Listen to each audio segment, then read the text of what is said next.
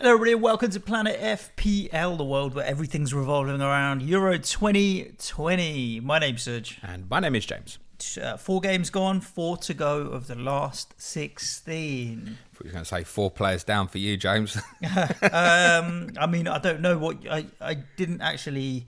I knew you'd gone heavy on Italy, heavily on Holland, heavily on France. I don't know what that was, but obviously Netherlands, not Holland, sorry. At least this the one thing I was thinking about with this episode is the last time we're going to fucking screw up the name of the country. Yeah, I mean, it's been brutal from a fantasy point of view. I think I'm saved because I had Mahele and Damsgaard. So every single match week so far started really well for me and then turns into a pile of shit. But the reality is... Italy and Netherlands were heavily owned by most managers. So if I got stung, everyone got stung. And it wasn't like with Italy or with the Netherlands, I picked the wrong ones. It was none of the ones that... No one returned, right? It wasn't like I picked Depay and it was Marlon that returned. Or even with Italy, the guys that ended up returning weren't heavily owned. So dodged the bullet there. Yeah, I think it's interesting to cover off because a lot of the immediate talk from a fantasy perspective is, oh my God, those with the wild cards still intact are in a better position. Yes, granted, absolutely for the running.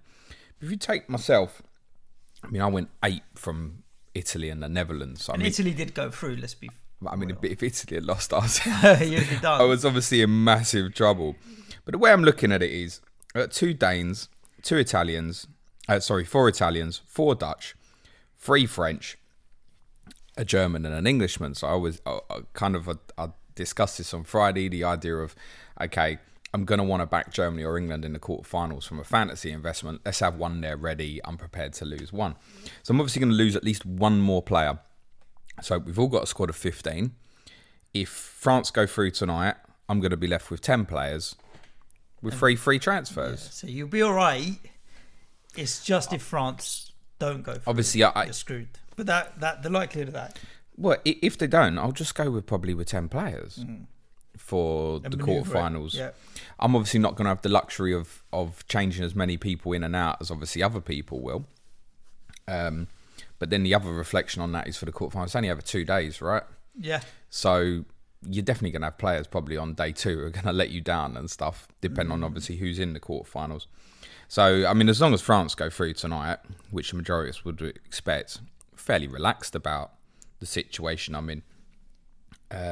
So I'll be at 10 players if France go through with 3 free transfers, get me to 13. Yeah. I think there's others who have probably taken more gambles and hedged their bets. So perhaps went 4 Dutch, a Swedish and a Ukrainian, an English and a German, a Danish and a Welsh, and have hedged their bets. And now kind of looking at sort of being 7 players down or so. And then obviously it becomes a little bit more difficult to try and manage. But for myself, as long as France win tonight, there's no major issues for the quarterfinal. It's not too bad. And I think the one thing to reflect on, you kind of already acknowledged it with the fact that, okay, there weren't any other Dutch players that returned. In terms of the Italian returnees, obviously the clean sheet wipeout at the end was obviously a big blow for those on double Italian, but then basically other than Spinazzola's assist for the first goal, no one's really got the returns from the Italians in that game. There wouldn't have been heavy investment in the Czechs. So the ones that have really boosted people this week is if you had the right Danish players, like yourself. I got Maley and Damsgaard. I know one of our patrons, Heskebo, captains Dolberg, who came into the team. Who obviously scored twice. He's laughing. The majority of people are missing their captain at the moment in terms of return. I am. Most people have gone Italian and then Dutch or Lukaku or Ronaldo, who obviously both blanked as well. Correct. So most people haven't got a captain return yet. And I think it just highlights back to me why, particularly for myself, it was right to still play the wild card in match day 3. Because the returns are going to be less. I mean, you look at the quarterfinals at the moment, what we're looking at Italy versus Belgium, possibly France versus Spain, Czech Republic versus Denmark, and Germany against Sweden. Or maybe not. England v Ukraine, you never know. But in terms of actually finding the returns from these games, obviously the games are going to be closer. It's harder to try and find, cagey. right? There are cagey games. There's a lot to lose, so people mitigate risk a little bit and become cagey. So, I mean, there's every chance if the French boys don't perform well this evening, and then Sweden don't tomorrow night, most people are going to be on bad returns for the week, I think. And that might be the case going forward. I think the power was in the group stage. Now it's a little bit about hanging on, trying to find the differentials. I mean, Melee has been absolutely brilliant in this tournament. Still only 11% owned in this game. I'm sure that'll take a jump up ahead of the quarterfinals, particularly as they'll now be favourites to get to the semi-finals. And what an excellent team they are. Indeed. Let's talk about some of these games. I mean, Wales, to be honest, the scoreline says it all, weren't they? Outplayed. Denmark are a team with something to play for, a cause that they're fighting for. Well, I say a cause that they're fighting for, obviously bringing everything that they've been through has brought the team together. That's what I mean. And I think they're looking decent now. They're a very good team. I think the Russia game killed the tension, the emotion in them. And now it's about the football. They know their mate Eriksson he's okay. Right, he's going to be fine. And now they look like a good team. They lost Vass and Poulsen pre-game, right wing back and forward Poulsen. Kept that very hush-hush on the injury front. And players have come into the team like Dolberg and done very, very well, right? Interestingly, they changed system quite early in this game. So Wales, for 10 minutes, played very well, actually. Bale had the effort from distance, was the only real effort they had in the game. But Denmark changed system. They took Christensen out the back three, put him in front of then a back four, kept the full-backs, or the wing-backs, let's call them, very high. Højbjerg and Delaney went and really pressed ahead of that. And it gave Denmark greater domination back into the game, pushed Wales deep, and it declined Wales the opportunity to get Bale and Ramsey into space, because I think Denmark were very concerned about that very early in the game. And for the rest of the game, they were, no disrespect, a little bit anonymous, actually. And Denmark, by the end, I mean, 4-0 was no complaints. No. They were excellent. Do you fancy Denmark to beat the Czechs? Yes. You've been writing the Czechs off, though, calling them ordinary, and they keep of course they're plugging ordinary. away. They fucking lost to England. They've got to be ordinary. They keep plugging away. And obviously they did beat Netherlands, which we'll talk about. I mean, yes, again, on paper, you'd think that Denmark will beat the Czech Republic. I think if Denmark and Czech Republic both play to their strengths, Denmark will win. And I can definitely see Denmark getting to the final. I think they can win the whole thing, actually. They've just got the momentum and everything now. The caution of it is, obviously lost to Finland, which we should write off. They changed the system, played very well against Belgium, got suckered on the end, run out of legs a little bit. They battered Russia. They've battered Wales. We haven't... The only data we've got against the top level opponent really is the fact that they didn't beat Belgium despite playing very well. We've now seen they can change tactics within game very early. I mean, that's no fucking about from the manager to change the system 10 minutes into the game. It's impressive. It's something that might come back to Gareth Southgate. People say, can you change the system in game? Very good. Very good. They've got good options, I think, for the knockout stage. Dolberg, I would expect to stay in the team now. I think he's 7 million in Euro Fantasy. Probably be 7.2, I would have thought, at the flip of the deadline, I should imagine. Damsgaard is a great little player, isn't he? He's interesting because he looks about 12, but he's also got a very receding hairline. I'm not quite sure. I mean, he's 20, isn't he? There's a lot of clubs going to be looking at him. And Melee at left wing back he's one of the players of the tournament so far, I think. Yeah. And even at the end, Wales switched Bale to the left and they switched Melee to the right, because I think they just kept thinking, well, Bale's not going to go with him, so we're just going to keep doing you on the flank over and over. They're adventurous to take chances. They're not the kind of stereotypical, difficult to beat Scandinavian nation. These guys can really play. They've got good balance between the team. Throughout the team, we've now seen they can play two different systems just as well. They're a very good side. I wouldn't be comfortable with England playing them. Don't get me wrong. If you're offering me an England-Denmark semi-final right now, it means we've got to the semis. So yeah, I'm all over it. Don't get me wrong, but I think it'd be a tough game. It'd be a very difficult game. Italy 2, Austria 1. Italy now finally have conceded a goal in the tournament. Could very easily have gone out had Marko Arnautovic Absolutely. kept himself on side. I think the early Marko Arnautovic yellow card that he got basically summed up. I thought that's a bet I should have put some money on. Marko Arnautovic getting a yellow card because he's just he's moody, isn't he? But as much as Italy dominated the ball, they didn't create as many chances as I thought they would have with the possession that they had. Was this and Austria's not them coming up against the top team? What did you take away from it from an Italy point of view? Did you feel more or less likely that they're still going to win the tournament?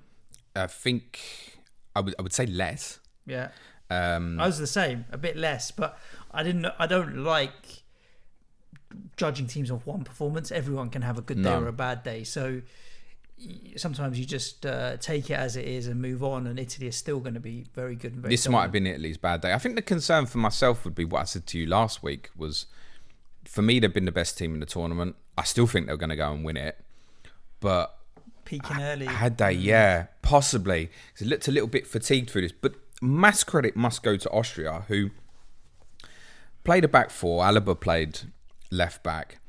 And what they basically did without the ball for the majority of the game, particularly in the second half, which really nullified Italy, was they basically went to a 4-3-2-1 and accepted they'd get done in the wide positions, but weren't going to allow that pass I've spoken about, Jorginho into Barella. And they really nullified them.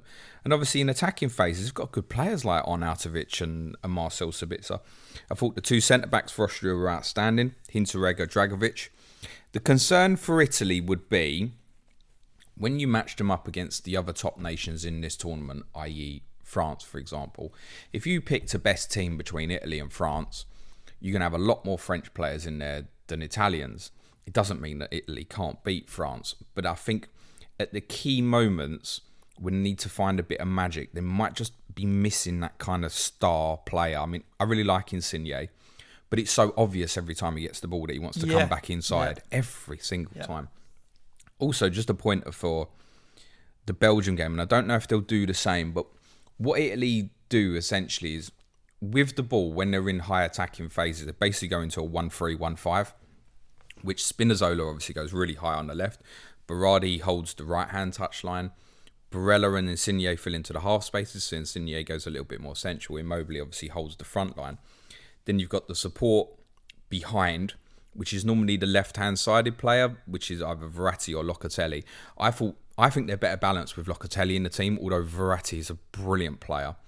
And then behind that, you've got Jorginho sits, Acerbi from left-sided centre-back pushes on, Di Lorenzo from the right-hand side. So they create almost a block of a three behind one, and Bonucci sits a lot deeper. Now, I'm interested to see, and I don't know which way Martinez is going to do this, what they do with Lukaku in that game on Friday. Do they put Lukaku up to pin up against Bonucci, knowing that it will do him for pace? Or, similar to what they tried to do for the majority of last night, fill that space in behind Spinazzola and get Lukaku to attacking down the right? A lot of that might be influenced on the fitness of De Bruyne and Hazard as well, which is going to be important. So I think there's weaknesses in this Italian team that we can now see, which good teams could well expose, particularly on the counter-attack. But I still think they're a very structured side, and if this was their worst, then it's still a lot better than a lot of people's best. They could have easily lost, though. They could have. That's the thing. Austria were good. Knockout football, I like that. I think I'd underestimate them a bit because I'm still convinced that Ukraine didn't really show up. But perhaps in hindsight, I mean, Austria just a good side. They're right. They've got some good individual players, and obviously for the majority of the group stage, they missed Arnautovic, right? Yeah, and which is his own fault. Yeah, well, he's the first game not, but he's a differential X factor player, isn't he? Yeah, Arnautovic. I missed the Netherlands 0, Czech Republic 2 game. Just tuned in afterwards to be like, oh, all right then, because with the West Ham connection, Czech Republic, I'm a bit torn with Czech Republic actually, to be honest with you, because behind England with the West Ham connection, I quite like the fact that Czechs are doing all right with Soufal and Souček. But I also don't like the fact that the Slavia Prague fans are pretty racist and gave Saka and co a lot of shit, which is unacceptable. I think everybody had that same kind of dilemma with Hungary and Germany last week as well. So I'm not sure where I stand on the Czech Republic, to be honest with you, but I'm still going to back Souček and Soufal. So All right, roll on, Czechs. Keep doing what you're doing. Another team that we underestimated who did very well. I say we. I'm going to put myself into that bracket. I didn't doubt that the Dutch would beat them, and similarly to kind of the Denmark-Wales game, there was a lot of in-behind stuff from Holland very early on. Where Dumfries, he just explodes off that right-hand side. Doesn't matter now, obviously. But once the Czechs got a foothold in, do you know what they are? They're unapologetic. They are a lot like West Ham in the sense that the ball goes into the wide area and we're going in the box. Yep. Suchek attacks the space. You might have seen the near post header that he had in the first half.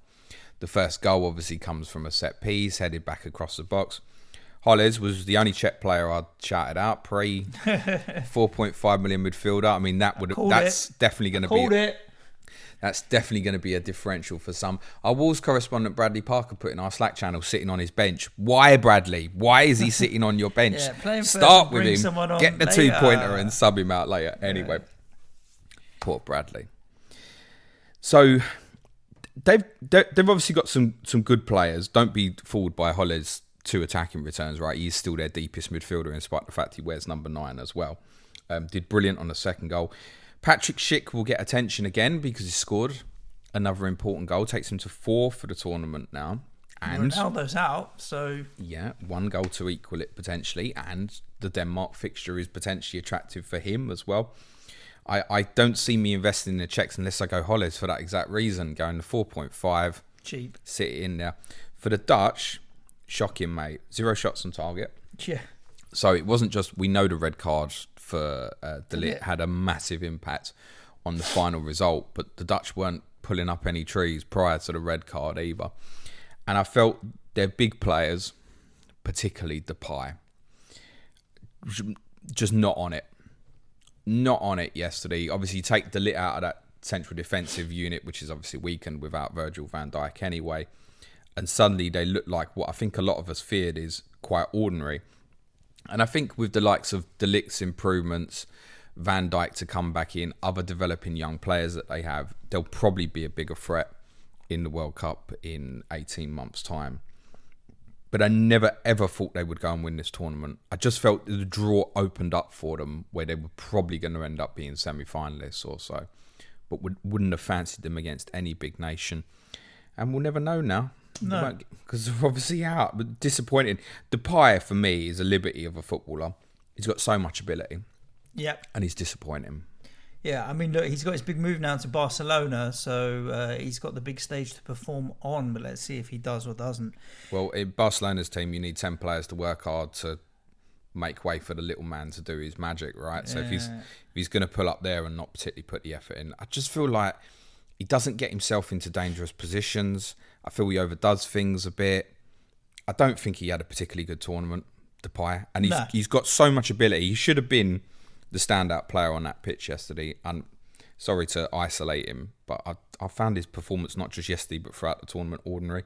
I'm probably a bitter fantasy owner here. Because I know the ability. Well, so did I. Points, so the ability is there. I'm talking about match week 3. I captained him when he got me 24 points. I'm quite happy with him. But apart from that, you're right. I've owned him every Well, I didn't, week so fuck him. Garbage. Talking of big nations that are out, Belgium 1, Portugal 0. Turkey, it wasn't. It was a game of chess for large parts, just figuring each other out. Both teams obviously clearly had some real players on the pitch with ability, but none that were able to, I thought, grab the game by the scruff of the neck and influence it and say, right, okay, Kevin De Bruyne didn't say, right, it's my game today, or Ronaldo didn't say, it's my game today. But I find Ronaldo so isolated in that Portugal team. I always find him lost in a sea of his own, and even when he gets it and he picked the ball up in dangerous areas a few times, I'm still like, he could do these lot on his own, but he didn't yesterday. It's much harder. And Portugal are out, Belgium are through. I don't feel any more like Belgium are going to be in a position to win the tournament than I did before. I still think they're going to be defensively caught out. I think you're I mean, right. it's a tough game now, Belgium-Italy. It's a good game and a tough game. If they beat Italy, they deserve to go all the way into the final. But then they're going to come up against France. So. I don't think they would beat Italy if they've got no Hazard, De Bruyne. Yeah. And it's difficult. What's the latest on them? Well, we don't know. They'll obviously go back to Belgium today, and Roberto Martinez said they'll have scans. I think this was a game largely played out of fear by both teams. I mean, the first half was pitiful. Wasn't great. It was two teams more scared of losing than trying to win the game. And I think we're a little bit blessed that Torgan Hazard scored his goal. Great strike. Took it well. Not in the corner though. Rui Patricio. I'm not a fan of him as a goalkeeper at all, in all honesty. I think what Belgium did cleverly is they've got a major weakness for me in the centre-back area. And I think looking at the pressure that was applied towards the end of the game, it was a bit grim. Once Portugal really woke up, I think Portugal equalised at a 1 in extra time. Belgium were hanging on, and I wouldn't say that it was great defending that got them over the line. But they went very deep early in the first half. They weren't going to let the space in behind. And Portugal played into it a little bit. They went with a midfield that was more like what played against France and was well beat by Germany. The distance, what you said about Ronaldo, Bernardo Silva never linked and got close to Ronaldo during the game. It only felt like Jota's running, that space in between Meunier and Alderweireld was really going to threaten Belgium in the first half. And Belgium, once they scored, were very happy with what they had. And I think you'll see more of that for two reasons. One, weaknesses defensively. They are weak, in my opinion. Two, the sheer brilliance of Lukaku on the counter-attack, whose final touch was missing at points last night. But if he gets one-on-one with people in late stages of games, he can ruin people, can't he? Yeah. Just sheer power. Beastly, that guy. Absolutely. He just looks a different striker to what we had in the Premier League. Well, it's not playing for Mourinho, is he? That's no, helpful. It's true. He just seemed a bit, clumsy in the Premier League. Good, he'd score goals because he'd be in the right positions at the right time, but not what I would have called one of the top strikers in the world. But now, I mean, he'd walk into any team. For me, if De Bruyne and Hazard are unavailable for Friday, that's it, done.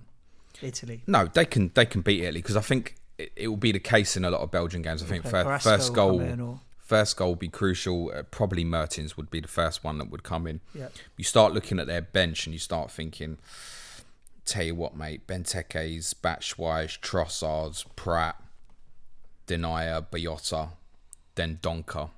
There's a drop-off. Massive drop-off, you're There's right. a drop-off between their strongest team and what's behind it.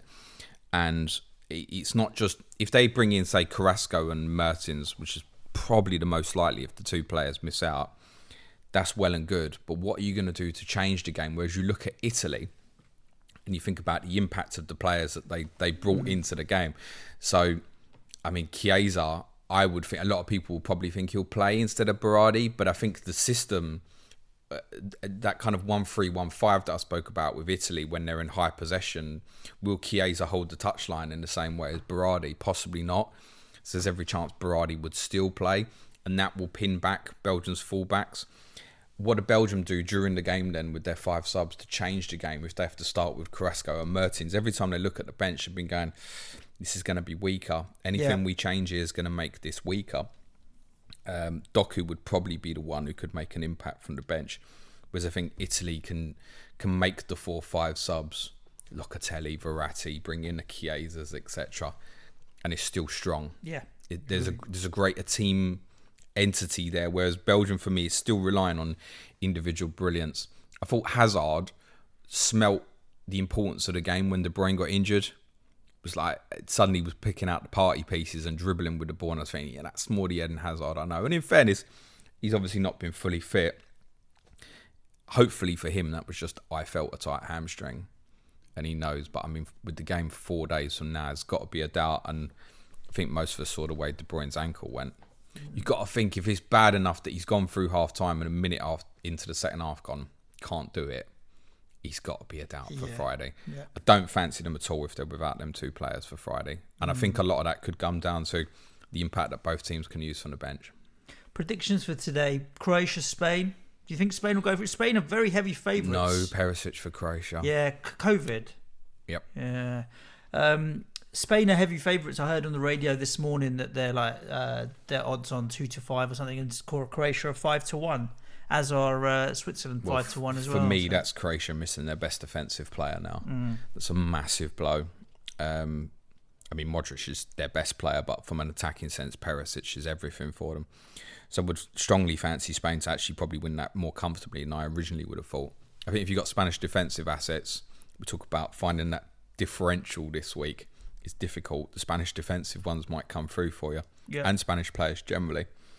And the other game tonight would expect France to win comfortably as well. But France.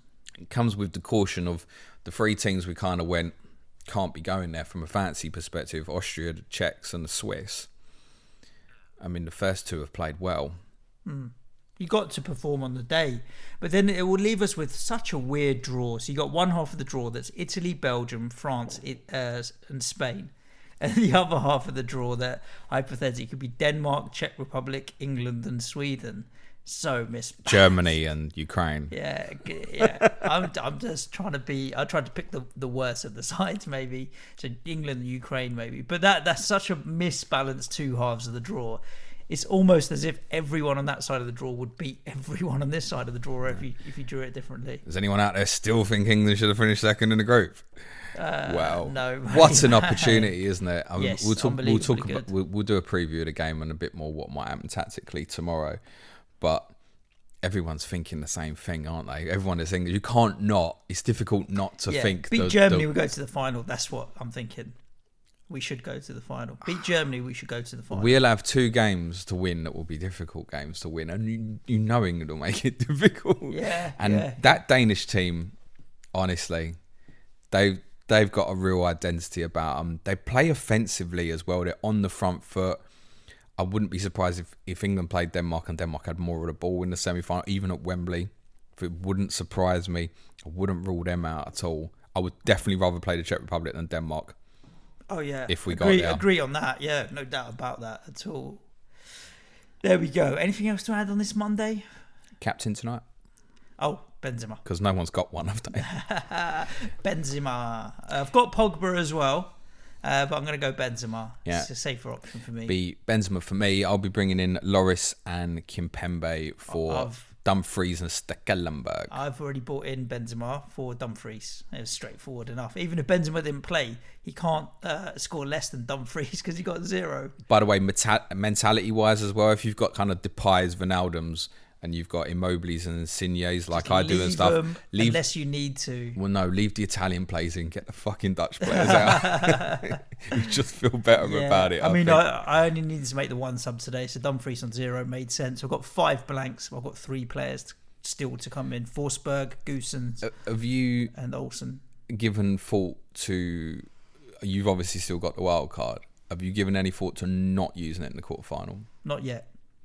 I think we'll touch on this towards the end of the week. It all depends on what happens with the rest of the games. Like, say France lose tonight, there's no brainer. Wildcard's coming out. Yeah. But the fact that the Dutch went through is a massive help for me. Not the Dutch, I mean the Danish. Sorry, because I've got the 2 there. If Sweden go through as well, then I've got Olsen and Forsberg in my squad as well. So then it's only my 3 Dutch that haven't gone through. Then I could make just 3 transfers, but it's interesting because I think the 4 best teams left in the tournament, if Spain and France win tonight, are all going to be exactly what you said on that kind of left-hand side of the draw. 2 are going to go out. So, I mean, what do you do? Do you hedge your bets and go kind of half of them, or do you target the fixtures on the other side? There's different ways of playing it. Well, I think for the unlimited, we spoke about, I mean, we didn't end up that far away, even on different strategies in terms of the type of players we picked. I actually think the game might go in different variant ways once the quarterfinals, once we know who the quarterfinalists are and stuff.